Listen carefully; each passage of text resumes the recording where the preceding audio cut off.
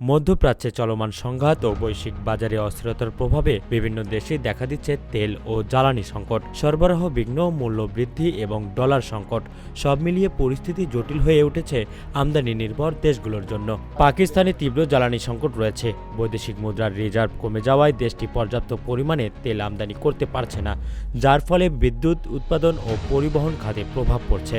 একইভাবে শ্রীলঙ্কায় অর্থনৈতিক সংকট কাটিয়ে উঠলেও জ্বালানি সরবরাহ এখনও পুরোপুরি স্থিতিশীল হয়নি।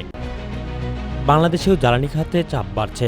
আন্তর্জাতিক বাজারে তেলের দাম বৃদ্ধি এবং ডলার সংকটের কারণে আমদানি ব্যয় বেড়েছে, যা সরবরাহ ব্যবস্থাপনায় প্রভাব ফেলেছে।